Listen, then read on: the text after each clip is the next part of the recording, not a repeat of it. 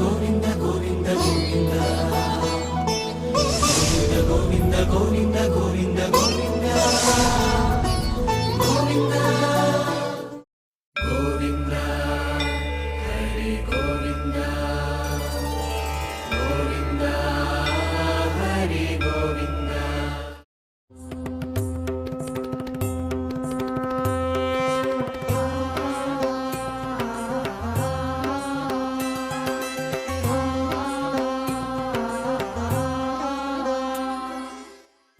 నారాయణ సమారంభాం వ్యాసశంకర మధ్యమాం అస్మదాచార్యపర్యంతాం వందే గురుపరంపరాం.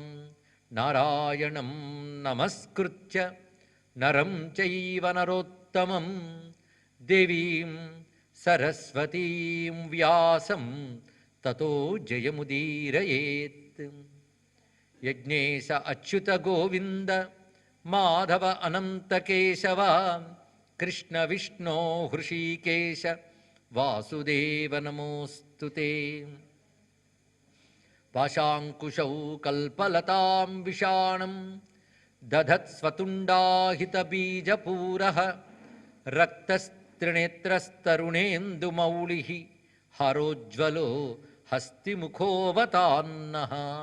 చిన్మయ జ్యోతిర్మయలింగం చిన్మయ జ్యోతిర్మయలింగం చింతయామి విశ్వేశ్వరలింగం చింతయామి విశ్వేశ్వరలింగం చిన్మయ జ్యోతిర్మయలింగం చింతయామి విశ్వేశ్వరలింగం చిన్మయ జ్యోతిర్మయలింగం చిన్మయ జ్యోతిర్మయలింగం. శివరహస్యం అందులో ముఖ్యమైనటువంటి రుభుగీత అనే అంశం మనం చెప్పుకున్నాం. ఆ రుభుగీతలో చివరి భాగాలకు వచ్చేటప్పటికల్లా మహావాక్య నిర్ణయం అనేటటువంటి ఒక ప్రకరణంలో అద్భుతమైన విషయాల్ని సమన్వయపరుస్తున్నాడు రుభువు. ఈ రుభువు సాక్షాత్ శివుని నుంచి సూత్తరూప ప్రబోధాన్ని పొంది బ్రహ్మానుభవం పొందిన వాడై నిదాఘుణ్ణి నిమిత్తంగా చేసుకుంటూ చెప్పినటువంటి జ్ఞానవాహినియే రుభుగీత అని మనం చెప్పుకున్నాం. ఇందులో వివిధములైన ఆత్మవిచారణాంశములు చెప్పబడుతున్నాయి. ఇక్కడ మనం గమనించవలసింది ఏంటంటే, సాధారణంగా ధర్మంపై అవగాహన ఉన్న వాళ్ళు ఎవరికైనా సరే మోక్షం అంటే ఏమిటి అంటే పరమాత్మతో ఐక్యం అవడం అంటాం, అంతే కదా. చాలామంది వినుంటారు ఈ మాట. భగవంతుడితో ఐక్యమవడం మరొక మాట. భగవంతుడు పరమాత్మ, బ్రహ్మముతో ఐక్యమవడం, మూడు ఒకే శబ్దం. నిజానికి బ్రహ్మమన్నా పరమాత్మన్నా భగవంతుడన్నా నిజానికి ఒకటే. బ్రహ్మేతి పరమాత్మేతి భగవానితి గచ్చతే అని చెప్తోంది కదా శాస్త్రం. అది పరమాత్మ ఐక్యం కావాలి, అదే మోక్షం. అంటే ప్రపంచంతో ఐక్యం కాకుండా పరమాత్మతో ఐక్యం కావాలి అని. దీన్ని బట్టి తెలుస్తున్న నిర్వచనం ఏంటంటే, ప్రపంచంతో ఐక్యమైపోతే బంధం, పరమాత్మతో ఐక్యమైతే మోక్షం, అంతే. నిర్వచనం తెలిసిపోయింది. అయితే మనం దేనితో ఐక్యమై ఉన్నాము, అది పొందవలసింది పరమాత్మతో కావచ్చు గాక, ఉన్న స్థితి ఏమిటి? ప్రపంచంతో ఐక్యం. ఇప్పుడు దీని నుంచి దాని వైపు మరల్చడమే సాధన, మరొకటి కాదు. ప్రపంచంతో ఐక్యం నుంచి పరమాత్మతో ఐక్యం వైపు వెళ్ళాలి. అప్పుడు పరమాత్మను తెలియనివ్వకుండా, పరమాత్మ స్పృహ కలగనివ్వకుండా ఏ వస్తువులు మనకు గోచరిస్తున్నాయో అవి ఉపాధులు గనక, ఉపాధులు ఒక్కొక్కటి నిరసించి ఉపాధులన్నిటికీ చైతన్యం ఇస్తూ ఉపాధులకే అంతర్యాముగా ఉన్నవాడే పరమాత్మను ఆలోచిస్తే, ఆఖరికి మన శరీరం అనే ఉపాధిలో మన మనప్రాణ బుద్ధేంద్రియములన్నిటికీ చైతన్యం కలిగిస్తూ లోపల ఎవడున్నాడో వాడు పరమాత్మయే. అయితే ఈ శరీరంతో కలిపి నేను అనుకోవడం వల్ల అని తెలుసుకోలేకపోతున్నాం. అంటే శరీర రూప ప్రపంచ తాదాత్మ్యం. శరీరం కూడా ప్రపంచంలో ఒక భాగమే. నీ శరీరం ప్రపంచం వేరు కాదు, ప్రపంచంలో శరీరం ఒక భాగం. కానీ శరీరంతో తాదాత్మ్యం కూడా ప్రపంచ తాదాత్మ్యమే. ఆ శరీర తాదాత్మ్యానికే దేహాత్మ భ్రాంతి అని పేరు. దేహమే నేననుకునే భ్రాంతి. ఆ దేహ తాదాత్మ్యం వదిలి పరమాత్మతో తన్మయోభవ సర్వదా అని నేను చెప్పాడు. తన్మయుడివి కా అని అనేటప్పుడు క్రమంగా అసన్నిరసనేనా అంటూ అనాత్మ పదార్థములతో తాదాత్మ్యం విడుస్తూ, తాదాత్మ్యం విడవాలి, పదార్థాలను విడవక్కర్లే. అది నేను నాది అనే భావాన్ని క్రమంగా విడిచి పరమాత్మ వైపు తిప్పే పద్ధతి ఏదైతుందో దాన్నే రకరకాల వాక్యాలతో బోధిస్తున్నాడు. అంటే మనం అనుకునే మోక్షం అర్థమయ్యేటట్టు చెప్పడమే వేదాంతం తప్ప, వేదాంతం గజిబిజి అనే లేక ఇది మనకు అక్కర్లేదనో మనది కాదనో అనుకోరాదు. వేదాంత జ్ఞానం బాగా ఉంటే భక్తి పుష్కలమైపోతుంది. కనుక భక్తి కూడా పూర్ణమయ్యేది జ్ఞానం వచ్చినప్పుడే. అందుకే జ్ఞాన వైరాగ్యయుత భక్తి గొప్పది అంటారు కదా. అది కాకుండా వేదాంతం అర్థం కాలేదు అనుకుంటే భక్తి గొప్పది అనుకుంటే వేదాంతం లేని భక్తి పూర్ణం కాదు. ఇది తెలుసుకోవాల్సింది. కానీ జ్ఞానం బాగా కలిగితే భక్తి కూడా నిండిపోతుంది. భక్తి పరిపూర్ణమైన పరాకాష్ఠకు వెళితే దానికి జ్ఞానం రుచి తగులుతుంది. ఎందుకంటే బ్రహ్మం అంటే భక్తిలో మనం భగవంతుడిని ఎవరినంటున్నామో వాణ్ణే బ్రహ్మం అంటున్నాం. ఆ బ్రహ్మము నీకు వేరుగా లేదయ్యా అని చెప్పడమే దీని యొక్క ఉద్దేశం. కానీ వేరుగా ఉందనుకుని అనిపించడం అనేక జన్మల అలవాటు గనక అలవాటును వదిలించడం అంత తేలిక కాదు గనక ఆ బూజు దులిపిడి తీసుకురావడం అనే పని ఉన్నదే, అది పెద్ద పనే. దాన్ని రుభువు అద్భుతంగా చేశాడు ఇక్కడ. వివిధ అధ్యాయాల్లో ఒక్కొక్క వాక్యాన్ని మాటిమాటికి ఆవృతం చేస్తూ దానికి అనుబంధంగా శ్లోకములు చెప్తూ విచారణా మార్గానికి అద్భుతంగా చూపించాడు. అలా అన్నీ సమన్వయించి వేదాంత మార్గం కష్టం అనుకుంటున్నామని ఆయన అత్యంత సులభం అంటున్నాడు. ఎంత రమ్యమైన మాట అన్నాడు చూడండి. అసలు అత్యంత సులభం ఇదేట. సులభం బ్రహ్మ విజ్ఞానం, సులభం శుభం ఉత్తమం. ఈ బ్రహ్మ విజ్ఞానం సులభం. సులభమైతే నాకెందుకు అంటే శుభం ఉత్తమం. ఉత్తమమైన శుభం ఇదే. బ్రహ్మ తన్మంగళం పరం అంటుంది ఉపనిషత్తు. అన్నిటికంటే మంగళం ఏంటంటే బ్రహ్మమే. అందుకే బ్రహ్మముని చింతన చేసిన, బ్రహ్మముని కాసేపు మనం భావించినప్పటికి కూడా మంగళమైపోతాం. ఎందుకంటే బ్రహ్మమే మంగళం. అదే మంగళానాంచ మంగళం అనేది బ్రహ్మమే. ఆయన మంగళం గనక మంగళస్వరూపుడు, ఆనందస్వరూపుడు, శాశ్వత స్వరూపుడు, మృత్యువు లేనటువంటి అమృత స్వరూపుడు. అది ఆత్మగా ఉన్న బ్రహ్మమే. అదే నేనయ్యున్నాను అనుకుంటే మంగళములన్నీ మనవే కదండి. అందుకే శుభం ఉత్తమం. అయితే ఇది ఎవరికి సులభం? సులభం బ్రహ్మనిష్టానం, సులభం సర్వబోధకం. ఎవరికి సులభం అంటే బ్రహ్మపుపై ఆసక్తి కలిగి బుద్ధిని దానియందు నిలపడం అభ్యాసం చేసే వాళ్ళకి ఇది సులభం. లేని వాళ్ళకి దుర్లభమే. అందుకే విష్ణు శాస్త్రం 2 మాటలు ఇచ్చింది. దుర్లభో దుర్గమో దుర్గా అని, సులభ సువ్రత సిద్ధ అని. దుర్లభం అన్నట్టు చెప్పేస్తూ ఇటు సులభము అన్నది ఇక్కడ. ఏమిటా ఇందులో విషయం అంటే ఎవరు ఈ చెప్పినటువంటి అనాత్మల తాదాత్మ్యం విడిచిపెట్టలేరో వాళ్ళకి దుర్లభం. ఎవరు బ్రహ్మము కావాలని అని ప్రేమతో కావాలనుకున్న వాడికి దొరుకుతుందని ఉపనిషత్తే చెప్పింది అనుకోండి. మనకు ఎందుకు అర్థం కావట్లేదు, ఎందుకు ఆసక్తి కలగట్లేదు అంటే కావాలని మనం అనుకోవట్లేదు అని అర్థం. ఇక్కడ కావాలనుకున్నవాడు తప్పకుండా దానిపై బుద్ధిని నిలుపుతాడు, అభ్యాసం చేస్తాడు. అలా చేసే వాళ్ళకి సులభం. సులభం సర్వబోధకం. ఇందులో అర్థం కానిది ఏమీ లేదు. అందుకోవడానికి ఇబ్బంది పడ్డమే తప్ప అర్థం కానిది ఏమీ లేదు. సర్వసుబోధకం. సులభం కృతకృత్యానాం, సులభం స్వయమాత్మనః. సులభం కారణాభావం. ఎందుకంటే ఆత్మవస్తువు ఎక్కడో కొండ కొన మీదో చెట్టు కొమ్మ మీదో ఆకాశం కావలో ఉంటే కష్టపడాల్సింది. అంత దూరంలో లేదుగా, ఇక్కడే ఉంది అది. కనుక ఏం కష్టం చెప్పు నీకు ఇక్కడ. పైగా దానికోసం నువ్వు అగ్నిహోత్రాలు యజ్ఞాలు రగల్చక్కర్లేదు, మంత్రాలు జపాలు చేయక్కర్లేదు. ఆలోచన విచారణ అదొక్కడి చేస్తే చాలు, సులభమైపోతుంది. సులభం చిత్తహీనానాం స్వయం తచ్చ స్వయం. ఎవడికి మనోవికారములు లేవో వాడికి సులభం. కానీ సంకల్పాలు వ్యాపకాలు తగ్గిన వాడికి సులభంగా ఉంటుంది. దీని గురించి చెప్తూ మాట అన్నాడు. వక్షే రహస్యమత్యంతం. అత్యంత రహస్యాన్ని చెప్తున్నాను. ఇది సాక్షాత్ బ్రహ్మవాచకం. నేరుగా బ్రహ్మమును తెలియజేసేటువంటి విషయం ఇది. నేరుగా ఇటు అటు తిప్పకుండా. అసలు నిజానికి రుభుగీత గీతలన్నింటిలో నేరుగా బ్రహ్మము గురించి చెప్తుందండి. ఎందుకంటే సాధకుడికి నువ్వు నిత్యానిత్య వస్తువు తెచ్చుకో, ఇది చెయ్యు, అలా చెయ్యు, ఇలాంటి ఉదాహరణలు ఏవీ చెప్పకుండా నేరుగా బ్రహ్మ విచారానికి కావలసిన వాక్యములన్నీ నిర్మాణం చేసింది. నిజానికి మహావాక్యాలు 4 అయినా రుభుగీతలో ప్రతి శ్లోకం మహావాక్యమే. మహావాక్య రత్నావళను గ్రంథం ఉంది. ఇవన్నీ వేదాంత విద్యలో కృషి చేసే వాళ్ళకి కావలసినంత వాంగ్మయం ఉందండి. అలాంటి వేదాంత వాక్య రత్నావళి లాంటి విషయమే రుభుగీతలో ప్రతి వాక్యం కూడా. అందుకే దీన్ని చెప్తున్నాడు. సాక్షాత్ బ్రహ్మ ప్రకాశకం, రహస్యం అత్యంతం. అత్యంత రహస్యం అంటేనే స్థూల దృష్టి కలవారికి అంత తేలిగ్గా అర్థం కానిది అని తెలియాలి. సూక్ష్మ దృష్టి కలవారికి తెలుస్తుంది. ఇది సర్వోపనిషదాం అర్థం సర్వలోకేషు దుర్లభం. సర్వ ఉపనిషత్తుల యొక్క అర్థం నేను ఇప్పుడు చెప్పబోతున్నాను. అది సర్వలోకముల యందు దుర్లభము, అంటే లౌకిక విషయముల యందు దొరకదు అంటూ మహావాక్యముల్లో మొత్తం 4 వేదాల నుంచి తీసుకున్న వాటిలో ముందు ఋగ్యజుస్సామ సంభవమైనటువంటి 3 వాక్యాలని చెప్పారు. ప్రజ్ఞానం బ్రహ్మ, అహం బ్రహ్మాస్మి, తత్వమసి, అయమాత్మా బ్రహ్మ. ఇవే మహామంత్రములు. అంటే తావళం పట్టుకుని తిప్పడం కాదయ్యా, ఇది విచారణ చేయాల్సినది ఇక్కడ. అందుకే మంత్రాలు ఎలా చేస్తామో అందరికీ తెలుసు. మంత్రం వేలుతో వెళ్ళిపోతుంటుంది, నోరు కదులుతుంది, మనసు ఎక్కడికి వెళుతుంది. అందుకే మంత్రం మానేశానండి అనకూడదుట. మనసు నిలవకపోయినా మంత్రం చేస్తే దాని పని అది చేస్తుంది తప్పకుండా. మంత్రం నిలిచిందని మనసు నిలిస్తే ఇంకా ఫలితం ఎక్కువ ఉంటుంది, కానీ మనసు నిలవకపోయినా మంత్రం సాగితే చాలు. ఇది ఎప్పుడు గుర్తుపెట్టుకోండి. ఎందుకంటే మనసే నిలిస్తే ధ్యానం అవుతుంది, జపం అవుతుంది. అందుకే మనం జపం చేసుకుంటున్నాం అంటే నోరు కదులుతోంది చాలు.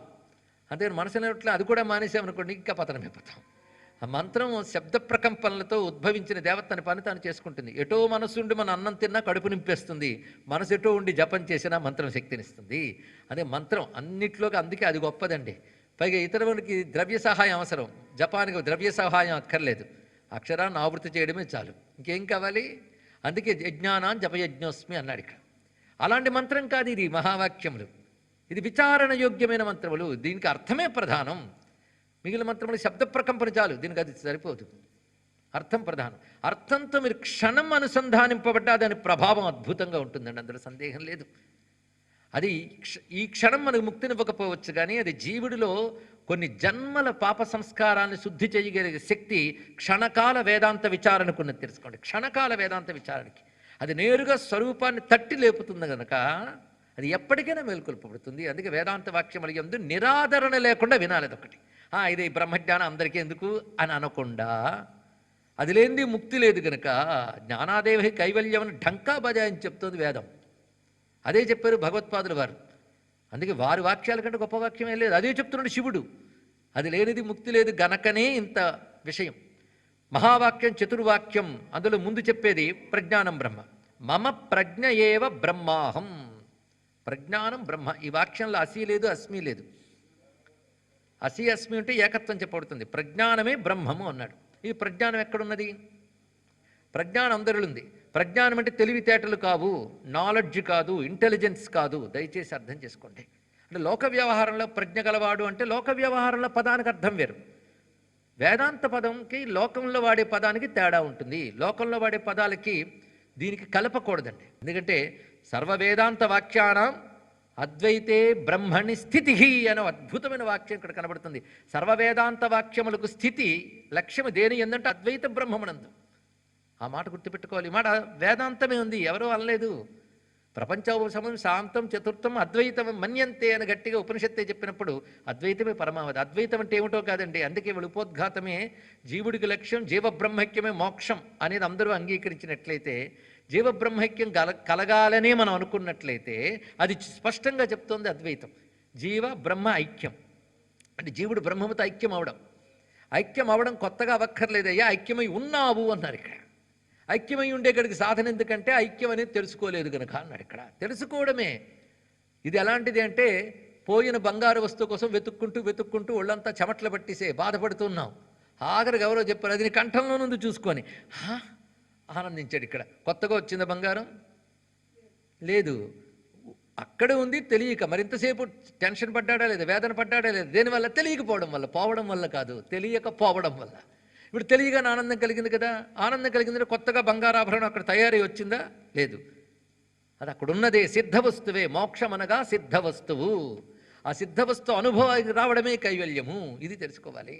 అది జీవబ్రహ్మైక్యం సిద్ధమై ఉన్నది కనుక ఇందాక చెప్పిన ప్రపంచ తాదాత్మ్యము కల్పితము, అది లేనిది. పరమాత్మ తాదాత్మ్యం సత్యము. అందుకు మహానుభావుడు గురువుగారు శిష్యుడితో చెప్పట, రేపు మాయ అంటే ఏంటో చెప్తానని. ఇంకా రాత్రి నిద్రపట్లే. గురువుగారు మాయ చూపిస్తారు అనుకున్నాడు. అంటే ఏదో ఠామ్ ఢీమ్ అంటే ఏవో చూపిస్తాడేమో అనుకున్నాడు ఆయన. పొద్దున్నైతే గురుగారు వెంట శిష్యుడు వెళ్తూనే ఉన్నాడు. ఈయన మాయ చూపించి ఏం చేయడే, కొంతసేపటికి వెళ్ళేటప్పుడు చెట్టును గట్టిగా పట్టుకున్నట్ట. పట్టుకుని నన్ను ఈ చెట్టు వదలట్లేదు అన్నట్ట. అయ్యో గురువుగారు చెట్టుకు అంటుకుపోయారని నేను చాలా ట్రై చేసేట లాగడానికి, అవ్వట్లేదు ఇక్కడ. ఆఖరికి ఏంటండి మీరు చెప్తుంది అర్థం కాలేదని. చూసావా, చెట్టు నన్ను పట్టుకుందా, నేను చెట్టును పట్టుకున్నా.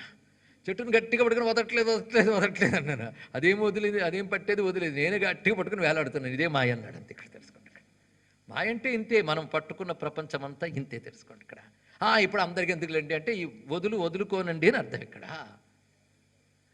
అందుకే అసలు సత్యం చెప్పేవాడు ఎన్నో ఎదుర్కొనవలసి వస్తుంది, ఏం చేస్తాం.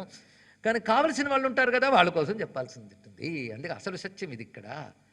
అందుకే ప్రజ్ఞానం బ్రహ్మ. ప్రజ్ఞానం అనగానే ఇక్కడ చెప్పేటప్పుడు వేదాంత పరిభాషలో ప్రజ్ఞానం వేరు, లోక వ్యవహారంలో నాలెడ్జ్ వేరు. ప్రజ్ఞానం ఎవరు కొద్దిమందికి కాదు, అందరిలో ఉంటుంది. తెలివితేటల వాళ్ళ మెదడుకి సంబంధించింది, ఒక ఇంద్రియానికి సంబంధించింది. బుద్ధి కూడా అంతఃకరణమే, లోపల ఇంద్రియమే. అది మెదడు అనబడేటువంటి స్థూలేంద్రియానికి కనెక్ట్ అయితే పనిచేస్తుంది అంతే. ఇక్కడ బుద్ధి లోపల ఉంటుంది, మనస్సు బుద్ధి, అది కూడా ఇంద్రియమే. ప్రజ్ఞాన ఇంద్రియాతీతం. దేనివల్ల ఇంద్రియములన్నీ చైతన్యం పొందుతున్నాయో అదే ప్రజ్ఞానం. దేనివల్ల అన్నీ తెలుసుకోగలుగుతున్నామో అది ప్రజ్ఞానం.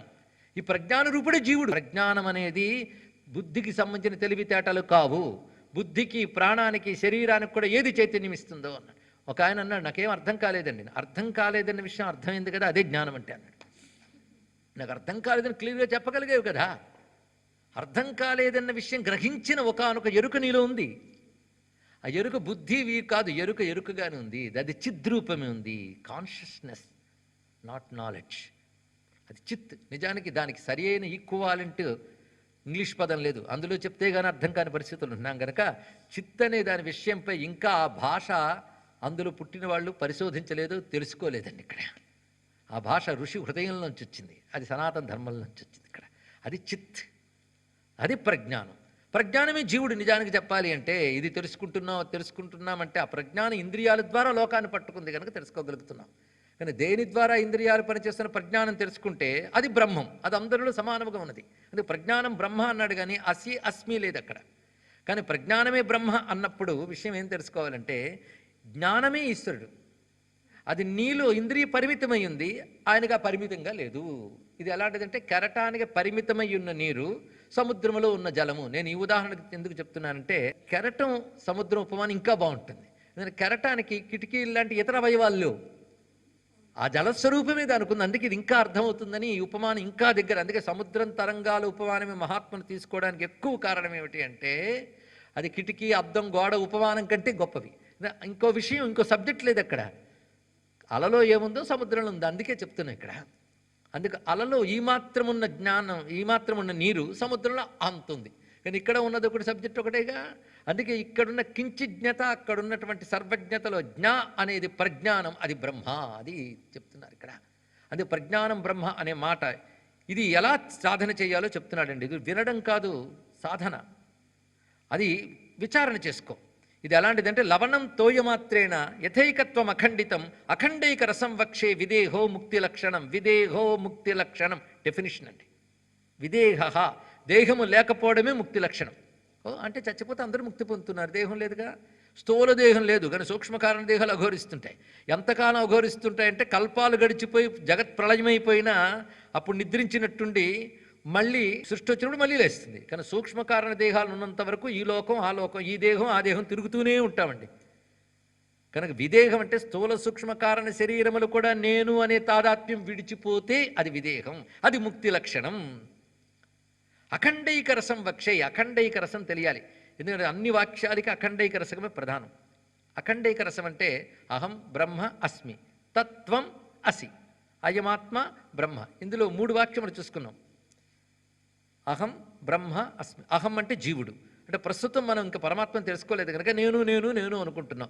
విచారణతో నేను అనబడే స్ఫురణ అనాత్మ విషయాల నుంచి ఆత్మ విషయం వైపు మననం చేస్తూ దానితో తాదాత్మ్యం చెంది అహం బ్రహ్మ అస్మి అన్నది ఇక్కడ. అంటే అహం బ్రహ్మ అస్మితో ఏమైంది, కలిసిపోయింది. అలాగే ప్రజ్ఞానం బ్రహ్మ.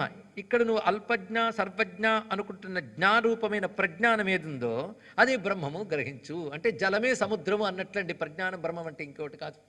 జలమే సముద్రము. జలమే సముద్రం అంటే అలలో జలమే ఉంది, సముద్రంలో జలం ఉంది, రెండు అఖండంగానే ఉన్నాయి. దీని నుంచి వేరుగా ఉనికి లేదు. అలా ఉందా? అలా ఏదో బయటకు వచ్చేస్తే అయ్యో సముద్రంలో దుడిసి వచ్చేసేవే వెళ్ళిపో అంటారండి. ఇక్కడ అది ఉన్నదే అందులోని. కనుక నేను బ్రహ్మముని ఎందుకు చెప్పాలంటే నువ్వు ఉన్నదే బ్రహ్మములో, నీ చుట్టూ ఉన్నది బ్రహ్మము, నీలో ఉన్నది, నీతో ఉన్నది, నీకై ఉన్నది, నువ్వై ఉన్నది బ్రహ్మము. అది తెలుసుకో, ఇక్కడే మరొకట్లేదు. అందుకే అలా సముద్రం ఉపమానం గొప్పదండి. అది ఏమాత్రం వేరుగా లేదు సముద్రానికి, అందులోనే ఉంది, అందుతోనే ఉంది. కానీ ఎవ్వని చేజనించి ఎవ్వని లోపల ఉండి లీనమై ఎవ్వని యందుడిందు, ఎక్కడ భేదం లేదు. అది తెలుసుకుంటే చాలు. అది తెలుసుకున్నాక అలా మళ్ళీ లేచిన దానికి బాధ లేదు. ఎందుకంటే అఖండ సముద్రాన్నే అనే భావం దానికి ఉన్నది కనుక అది ముక్తి పొందినట్లే. కనుక ప్రజ్ఞానం బ్రహ్మ అంటే అఖండైక రసం. అఖండైక రసాన్ని అర్థం చేసుకోవడానికి ఛాందోగ్యోపనిషత్తు చెప్పిన వివరణ ఒకటి ఇక్కడ ఇచ్చాడండి. లవణం తోయమాత్రేణ యథైకత్వం అఖండితం. ఉప్పు గల్లు తీసుకుని వెళ్ళి నీటిలో వేయండి, ఏమవుతుంది? ఉప్పు అస్తిత్వం పోయింది. పోయిన తర్వాత ఆ జలంలో ఎక్కడ చూసినా ఏ రుచి వస్తుంది? అఖండ రసం. అఖండ రసం అంటే అది అర్థం, మరొకటి లేదు, ఏకరసం. కనుక ఏదైతే జ్ఞానము చిత్ నీలో ఉన్నదో అది బ్రహ్మమత ఐక్యమయ్యాక ఉన్నది ఆనందరూపమైన జ్ఞానరూపమైన అనుభవం మాత్రమే ఉంటుంది, అది అఖండముగా ఉన్నది. అలా అహం బ్రహ్మ అన్నప్పుడు నేను దేహం అనుకుంటున్నంత కాలం కేవలం అహం మాత్రమే ఉంది. అది బ్రహ్మ విచారణ చేయడానికి మొదలైన అహంకారం కావాలి. మొదలైన అంటే మొదలుపెట్టిన, బ్రహ్మ విచారణకు మొదలుపెట్టిన అహంకారం అవడం మొదలు పెడితే అహం బ్రహ్మ వరకు వెళ్ళింది. ద్వైత వృత్తి, సాక్షి వృత్తి, అఖండాకార వృత్తి. ద్వైత వృత్తి అంటే ఒకటే చెప్పాడు, దేహోహమిత్యహంకారం ద్వైత వృత్తి రితీరితం. వృత్తి అంటే యాక్షన్, మనస్సు యొక్క యాక్టివిటీని వృత్తి అంటారు. మనస్సు యొక్క యాక్టివిటీ, వృత్తి అంటే అదేదో పదం, జాబు నౌకరీ అని కాదు, మనస్సు చేసే పని. మనస్సు దేహం అనుకుంటున్నంతకాలం ద్వైత వృత్తి, ఇది వదలదు, ద్వైత వృత్తి ఉంటుంది. సాక్షి వృత్తి, సర్వం సాక్షిరహం బ్రహ్మ ఇత్యేవ దృఢ నిశ్చయం, సర్వదా అసంశయం బ్రహ్మ సాక్షి వృత్తి రితీరితం. బ్రహ్మం అంటే ఏంటో తెలుసుకుని ఆ బ్రహ్మము నేనే అంటూ ఈ జగత్తుని వాటన్నిటి సాక్షి రూపంగా చూస్తూ, అంటే జరుగుతున్న ద్వంద్వములకి అంటుకోకుండా సాక్షిగా చూస్తున్న స్థితి సాక్షి వృత్తి. అక్కడ గొప్ప విషయం ఏంటంటే బ్రహ్మం అంటే తెలిసి బ్రహ్మమునందు మనసు నిలుస్తోంది కనుక అది గొప్పది, కానీ అది పూర్ణం కాదు, నిలుస్తోంది. దీనికి రమణులు వారు గొప్ప ఉపమానం చెప్పారు, చాలామందికి తెలుస్తుంటుంది. కొన్ని చోట్ల ఒక నీటి లోపల ప్రవాహంలో మంచుగడ్డ ఉంటుందిట. మంచుగడ్డ నీరు రెండు ఉన్నాయి కదా, మంచుగడ్డలో ఏముంది? నీరు ఉంది. అది కరిగిపోతే నీరే అవుతుంది. కానీ మంచుగడ్డ నీటిలో ఉన్నది రెండు వేరు అనుకున్నది, మళ్ళీ తెలివి వచ్చింది, అరే రే నాదే ఉన్నది కూడా ఇంకా అక్కడ ఉంది, ఇది కరిగిపోవాలండి ఇక్కడ. కానీ బ్రహ్మమును నిలుస్తున్నా, సర్వమును సాక్షిగా చూస్తున్నాను, సాక్షిగా చూస్తున్నా అంటే సాక్షిగా చూస్తున్నాను రెండో వస్తువు ఉందా? సాక్షిగా దేన్ని చూస్తున్నావు? సాక్షిగా మరొక దాన్ని చూస్తున్నానంటేనే వచ్చింది కదా, అంటే ఇంకా పూర్ణంగా నీకు బ్రహ్మజ్ఞానం రాలేదని అర్థం. ఇక్కడ మరో వస్తువు ఉంటేనే కదా సాక్షిగా చూస్తున్నాను అనే మాట వస్తుంది. అసలు ఈ సృష్టి, స్థితి, లయ, ఈ జగత్తు ఏవీ లేనివే, ఉన్నదంతా ఏకరసమైన బ్రహ్మమని తెలిసినప్పుడు సాక్షి వృత్తి పోయి అఖండాకార వృత్తి లభిస్తుంది. అఖండాకార వృత్తిలో అంతా ఒకటే. ఇప్పుడు అర్థమైంది కదా, ద్వైత వృత్తి, సాక్షి వృత్తి, అఖండాకార వృత్తి. కనుక ద్వైత వృత్తిలో అందరూ ఉంటారు. విచారణ చేసిన వాడు ఒక మంచి స్థాయికి వెళ్ళినప్పుడు సాక్షి వృత్తికి వస్తాడు. చివరికి రావాల్సింది అఖండాకార వృత్తి. అంటే నేను సాక్షిగా జగత్తును చూస్తున్నాను అంటే మళ్ళీ సాక్షిగా జగత్తును రెండు వచ్చేసాయి తప్ప మరొకటి కాదు అని తెలిసే. ఇంక సాక్షిగా ఏం చూస్తావు? అంతా నువ్వే అన్నప్పుడు ఏకరసం, అదే అఖండైక రసకం తెలిస్తే అంత అందమైన మాట అండి.